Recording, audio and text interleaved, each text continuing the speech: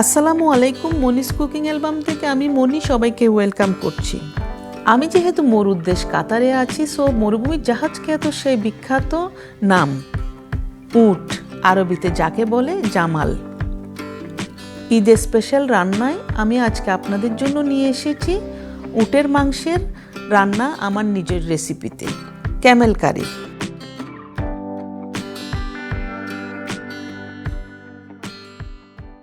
আমি এখানে Camel meet বা উটের মাংস নিয়েছি 3 কেজি। এগুলো বোনলেস মিট, এরকম পিস করে নিয়েছি। এখানে হলুদ, মরিচ, জিরা, ধনিয়া নিয়েছি 1 টেবিল চামচ করে। এগুলো পানি দিয়ে গুলে নিচ্ছি, বালি থাকতে পারে নিচে, তাই এগুলো দিচ্ছি না।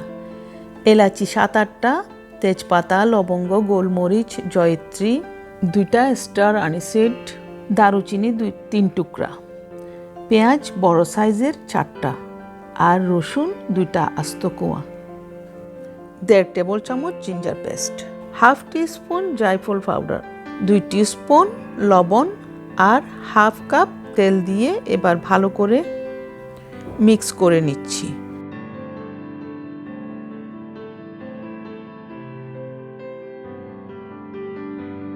এখন সরাসরি রান্নাতে চলে যাচ্ছি।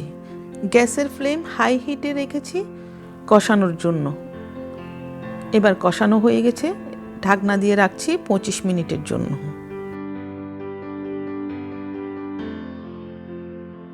খুব সুন্দর পানি শুকিয়ে গিয়েছে, মশলাও সুন্দরভাবে গলে গেছে।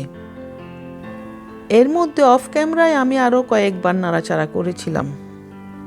এবার দিচ্ছি একটা বড় সাইজের টমেটো কিউব, 1 টেবিল চামচ সরিষা পেস্ট দিচ্ছি।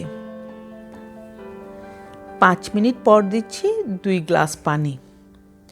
এখন আরও 10 মিনিটের জন্য ঢাকনা দিয়ে রাখছি। এখন 4টা কাঁচামরিচ, 1/2 চামচের মতো গরম মশলা পাউডার দিয়ে নেড়ে দিচ্ছি। লবণ আরও 1/2 চা চামচ দিচ্ছি।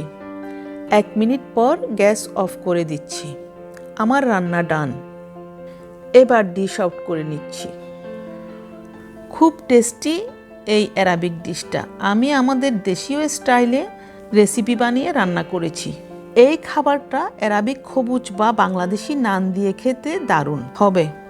অনেকের রিকোয়েস্ট থাকে অ্যারাবিক রান্নার, তাই মাঝে মাঝে ট্রাই করি। আমার এই ক্যামেল কারি আপনাদের কেমন লেগেছে কমেন্টে জানাবেন, আর আমার চ্যানেলটা প্লিজ সাবস্ক্রাইব করবেন।